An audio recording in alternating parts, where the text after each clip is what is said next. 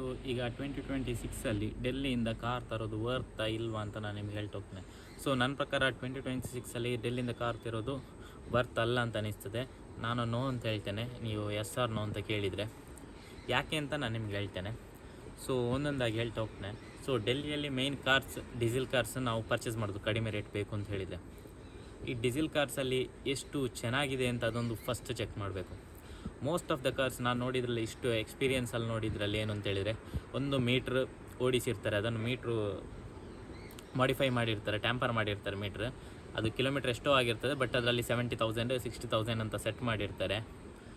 ಮತ್ತೊಂದು ಇನ್ನೊಂದು ವಿಷಯ ಅಂತ ಹೇಳಿದರೆ, ಎಲ್ಲ ಮೋಸ್ಟ್ ಆಫ್ ದ ಗಾಡಿಗಳೆಲ್ಲ ಅಲ್ಲೆಲ್ಲ ಪೇಂಟ್ ಆಗಿ, ಡೆಂಟ್ ಎಲ್ಲ ಕ್ಲಿಯರಾಗಿ ಎಲ್ಲ ವರ್ಕ್ ಅದೇ ಗಾಡಿ. ಆಕ್ಸಿಡೆಂಟ್ ಆಗಿ ಮತ್ತಲ್ಲೆಲ್ಲ ಹೆವಿ ಗಾಡಿಗಳೆಲ್ಲ ಸೇಲಿಗಿರೋದು ಎಲ್ಲ ಗಾಡಿಗಳು ಆ ಥರ. ನಾನು ಸುಮಾರು ಅಲ್ಲಿ ಡೀಲರ್ಸ್ಗಳ ಹತ್ರ ಸಹ ನೋಡಿದೆ, ಸುಮಾರು OLXಲ್ಲೂ ನಾನು ಫುಲ್ಲು ಸರ್ಚ್ ಮಾಡಿ ಅದನ್ನು ಚೆಕ್ ಮಾಡಿಸಿದಾಗ ಅದರಲ್ಲೂ ಅಂಥದ್ದೇ ಗಾಡಿಗಳು ಸಿಕ್ಕಿದ್ದು. ಸೊ ಅದೊಂದು ಮೇಯ್ನ್ ಪಾಯಿಂಟ್, ಅದನ್ನೆಲ್ಲ ನೋಡ್ಕೊಳ್ಬೇಕಾಗ್ತದೆ. ಮತ್ತೊಂದು ಇನ್ನೊಂದು ವಿಷಯ ಅಂತ ಹೇಳಿದೆ, ಇಲ್ಲಿ ನಮಗೆ ಯಾವುದಾದ್ರೂ ಗಾಡಿ ಹಾಳಾದರೆ ಅದನ್ನು ರಿಪೇರಿ ಮಾಡಲಿಕ್ಕೆ ಕಾಸ್ಟ್ ಎಷ್ಟು ಇದೆ ಅಂತ ನಿಮ್ಗೊಂದು ಅವರೇಜ್ ಪ್ರೈಸ್ ಇದೆ, ಒಂದು ಪೇಂಟ್ ಆಗಲಿ ಡೆಂಟ್ ತೆಗಿಸ್ಲಿಕ್ಕೆ. ಬಟ್ ನಿಮ್ಗೆ ವಿಷಯ ಗೊತ್ತಾ, ಡೆಲ್ಲಿಯಲ್ಲಿ ನಿಮಗೆ ಖಾಲಿ 5,000 ಇದ್ದರೆ ಆಯಿತು, ಫುಲ್ ಬಾಡಿದು ಡೆಂಟ್ ತೆಗೆದು ಅದನ್ನು ಫುಲ್ ಪೇಂಟ್ ಮಾಡಿ ಕೂಡ ಕೊಡ್ತಾರೆ. ಖಾಲಿ 5Kಯಲ್ಲಿ ಫುಲ್ ಬಾಡಿ ಪೇಂಟ್ ಕೂಡ ಆಗ್ತದೆ. ಅದು ಯಾವ ಕಾರ್ ಆಗಲಿ, ಎಷ್ಟು ದೊಡ್ಡ ಕಾರ್ ಆಗಲಿ, ಡೆಂಟ್ ತೆಗೆದು ಎಲ್ಲ ಕ್ಲಿಯರ್ ಮಾಡಿ ಫುಲ್ಲು ಫಿನಿಷ್ ಮಾಡಿ ಪಾಲಿಶ್ ಹೊಡೆದು ಕೊಡ್ತಾರೆ. 5K ಇದ್ದರೆ ಸಾಕು. ಸೊ ಹಾಗಾಗಿ ನಿಮಗೆ ಅಲ್ಲೆಲ್ಲ ಕಾಡುವ ನೀಟ್ ಕಾರ್ ಅಂತೆಲ್ಲ ಕಾಣ್ತದೆ, ಬಟ್ ಅದು ಯಾವುದು ನೀಟ್ ಇರಲ್ಲ. ನೀವು ಫಸ್ಟ್ ಇಂಜಿನ್ ಚೆಕ್ ಮಾಡಬೇಕು, ಮತ್ತು ಕಾರಿದು ಪೇಂಟ್ ಆಗಿದೆ ಇಲ್ವಾ ಅದೆಲ್ಲ ಚೆಕ್ ಮಾಡಲೇಬೇಕು. ನಿಮಗೆ ಹಾಗೆ ಸಹ ಅಲ್ಲಿದ್ದು ಕಾರೇ ಬೇಕು ಅಂತ.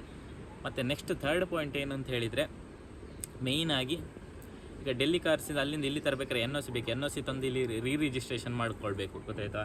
ಈಗ ಟ್ಯಾಕ್ಸ್ ಕಡಿಮೆ ಆಗಿದೆ ಹೇಳ್ತಾರೆ. ಈಗ ಕೆಲವು ಕಾರ್ಗಳಿಗೆ ಲಾಸ್ಟ್ ಟೈಮ್ ಟ್ಯಾಕ್ಸ್ ಸ್ವಲ್ಪ ಕಡಿಮೆ ಆಯಿತು, ಕೆಲವು ಕಾರ್ ಚೀಪಿಗೆ.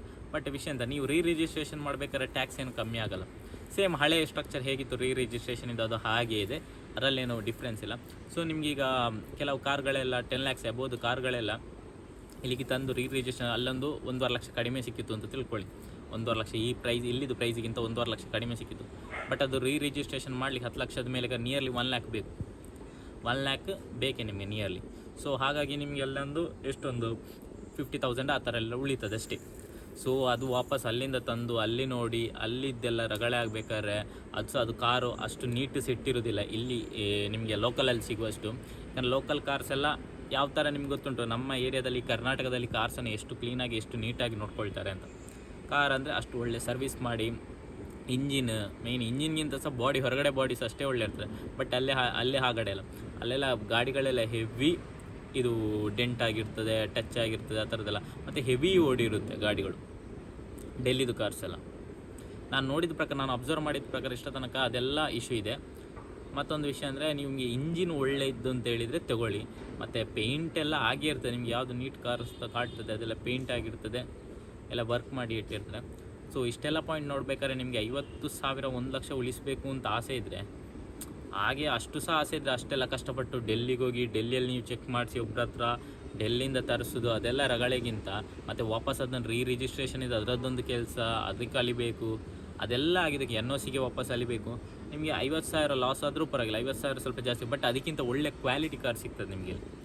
ಕ್ವಾಲಿಟಿ ಇರ್ತದೆ ನಿಮಗೆ, ಅದಕ್ಕಿಂತ ಒಳ್ಳೆ ಕ್ವಾಲಿಟಿ ಒಳ್ಳೆ ಇರೋ ಕಾರ್. ಇಲ್ಲಿ ಸ್ವಲ್ಪ ಸ್ಕ್ರ್ಯಾಚಸ್ ಜಾಸ್ತಿ ಇಲ್ಲೇ, ಬಟ್ ಅದು ಜೆನ್ಯೂನ್ ಆಗಿರುತ್ತೆ, ಸ್ಕ್ರ್ಯಾಚಸ್ ಕಾಣ್ತದೆ. ಅಲ್ಲಿ ಥರ ಫುಲ್ ಪೇಂಟ್ ಆಗಿ ಆ ಥರದ್ದೆಲ್ಲ ಇರೋದಿಲ್ಲ. ಸೊ ಇದೆಲ್ಲ ಇಶ್ಯೂ ಇದೆ ನಿಮಗೆ. ಸೊ ಅದಕ್ಕಿಂತ 50,000 ಸ್ವಲ್ಪ ಜಾಸ್ತಿಯೇ ಕೊಟ್ಟರೆ, 1 ಲಕ್ಷ ಸ್ವಲ್ಪ ಜಾಸ್ತಿ ಆಯಿತು ಅಂತೇಳಿ ನಿಮಗೆ ಆ ಥರದ ಜಂಜಾಟ ಇರೋದಿಲ್ಲ. ಅಲ್ಲಿ ಹೋಗಿ ಅಲ್ಲಿ ಹುಡುಕೋದು, ಅಲ್ಲಿಂದ ಅದರಲ್ಲಿ ಒಳ್ಳೆ ಕಾರು ಹುಡುಕೋದು, ಅದರಲ್ಲಿ ಜಂಜಾಟ. ಮತ್ತು ಮೀಟ್ರೆಲ್ಲ ಟ್ಯಾಂಪರ್ ಆಗಿರ್ತದೆ, ಒಂದು ಇಶ್ಯೂ ಬಂದರೆ ಮತ್ತೆ ವಾಪಸ್ ನಿಮಗೇನು ಆ ಓನರ್ ಹತ್ರ ಹೋಗಲಿ. ಇಲ್ಲಿ ತಿದ್ದರೆ ನಿಮಗೆ ಓನರ್ಸೇ ಇರ್ತಾರೆ, ಹತ್ತಿರದಲ್ಲೇ ಇರ್ತಾರೆ. ಅದಕ್ಕಿಂತ ಒಳ್ಳೆ ನಾನು ಹೇಳೋದು ಓನರ್ಸ್ ಅದೆಲ್ಲ ಬಿಡಿ, ಬಟ್ ಕ್ವಾಲಿಟಿ ನಿಮಗೆ ಸಿಗ್ತದೆ ಕಾರಲ್ಲಿ ಅಂತ, ಒಳ್ಳೆ ಕಾರು ಅಂತ ಒಂದು ಸಿಗ್ತದೆ. ಸೊ ಹಾಗಾಗಿ ನಾನು ಸಜೆಸ್ಟ್ ಮಾಡೋದು ನಿಮಗೆ ಇಲ್ಲಿದೆ ಕಾರ್ ತಗೊಳ್ಳಿಂದ. ಮತ್ತು ಇನ್ನೊಂದು ವಿಷಯ ಅಂತ ಹೇಳಿದರೆ, ನಮಗೆ ಇಲ್ಲಿ ಎಲ್ಲ ಏನು ಅಂತ ಹೇಳಿದರೆ, ಅಲ್ಲೆಲ್ಲ ಆಲ್ರೆಡಿ ಕಾರ್ ಒಳ್ಳೊಳ್ಳೆ ಕಾರ್ಗಳೆಲ್ಲ ಆಲ್ರೆಡಿ ಸಾಲ್ಡ್ ಔಟ್ ಆಗಿದೆ. ಒಂದು 4-5 ಇಯರ್ಸ್ಗಿಂತ ಹಿಂದೆ ಎಲ್ಲ ಒಳ್ಳೆ ಕಾರ್ಸ್ಗಳೆಲ್ಲ ಸಾಲ್ಡ್ ಔಟ್ ಆಗಿದೆ. ಈಗೆಲ್ಲ ಯಾವುದು ಅವರಿಗೆ ಸಹ ಗೊತ್ತುಂಟು, ಅಲ್ಲಿ ಅವರಿಗೆ ಕರ್ನಾಟಕದವ್ರು ತಗೊಳ್ತಾರೆ, ಬೇರೆ ಸ್ಟೇಟ್ ಅವರು ಬಂದು ತಗೊಳ್ತಿದ್ದಾರೆ ಅಂತ. ಸೊ ಅದಕ್ಕೆ ಅಂತಲೇ ಅವ್ರು ರೆಡಿ ಮಾಡಿಸಿರೋದು, ಒಳ್ಳೆ ನೀಟಾಗಿ ಪೇಂಟ್ ಮಾಡಿ ಪಾಲಿಷ್ ಮಾಡಿ ಒಳಗಿದ್ದೆಲ್ಲ ಪಾರ್ಟ್ಸ್ ಎಲ್ಲ ಚೇಂಜ್ ಮಾಡಿ ಸುಮಾರು ಆ ಥರದ್ದೆಲ್ಲ ನಾನು ನೋಡಿದ್ದು. ಸೊ ಅದಕ್ಕೆ ಅಂತಲೇ ರೆಡಿ ಮಾಡ್ತೀವಿ. ಅವ್ರಿಗೆ ಗೊತ್ತು ಸ್ವಲ್ಪ ಕಡಿಮೆ ಕೊಟ್ಟರೆ ಬೇರೆ ಸ್ಟೇಟಿಂದ ಬಂದು ತೊಗೊಂಡು ಹೋಗ್ತಾರೆ ಅಂತ. ಈಗ ಅಲ್ಲಿ ಅದೊಂದು ಬೂಮ್ ಥರ ಆಗಿದೆ ಇಂಡಸ್ಟ್ರಿ ಥರ. ಬಟ್ ಈಗ ಆಲ್ರೆಡಿ ಡೌನ್ ಆಗಿದೆ, ಈಗೆಲ್ಲ ಪ್ರಿಫರ್ ಮಾಡಲ್ಲ ಅಷ್ಟು ಅಲ್ಲಿಂದ ಕಾರ್ ತರಿಸೋದೆಲ್ಲ. ಸೊ ಹೇಳಿದಲ್ಲ, ಈಗ ಟ್ರಾನ್ಸ್ಪೋರ್ಟೇಷನ್ ಕೂಡ ನಿಮಗೆ ಬೆಂಗಳೂರಿಗೆ, ಡೆಲ್ಲಿಯಿಂದ ಬೆಂಗಳೂರಿಗೆ ಖಾಲಿ 20,000ಕ್ಕೆ ತರಿಸ್ತಾರೆ, 15,000ಕ್ಕೆಲ್ಲ ತರಿಸ್ತಾರೆ ಕಾಂಪಿಟೇಷನಿಂದ. ಗೊತ್ತಾಯ್ತು, ಅಷ್ಟು ಅವರಿಗೆ ಬರ್ತುಂಟು ಡೆಲ್ಲಿಯಿಂದ ಕಾರ್ಸು. ಸೊ ಹಾಗಾಗಿ ನಾನು ನಿಮಗೆ ಸಜೆಸ್ಟ್ ಮಾಡೋದೇನು ಅಂತ ಹೇಳಿದರೆ, ನೀವು ಬೆಂಗಳೂರಲ್ಲಿದ್ದರೆ ಬೆಂಗಳೂರಲ್ಲೇ, ನಿಮ್ಮ ಏರಿಯಾದಲ್ಲಿದ್ದರೆ ಆ ಏರಿಯಾದಲ್ಲಿ ತಗೊಳ್ಳಿ. ಸೊ ಬೇರೆ ಏರಿಯಾದಲ್ಲೂ ಇದ್ದರೂ ನೀವು ಬೆಂಗಳೂರಲ್ಲೇ ಕಾರ್ ತಗೊಳ್ಳೋದು ಬೆಸ್ಟ್ ಅಂತ ನಾನು ಹೇಳ್ತೇನೆ ನಿಮಗೆ. ಸೊ ಇದು ನಂದು ವಿಡಿಯೋ. ನಿಮಗೆ ವಿಡಿಯೋ ಏನಾದರೂ ಲೈಕ್ ಆದರೆ ಎಲ್ಲ ಶೇರ್ ಮಾಡಿ, ಈಗಲೇ ಸಬ್ಸ್ಕ್ರೈಬ್ ಮಾಡಿ ನೋಡ್ತಿರೋವರೆಲ್ಲ. Thank you for watching.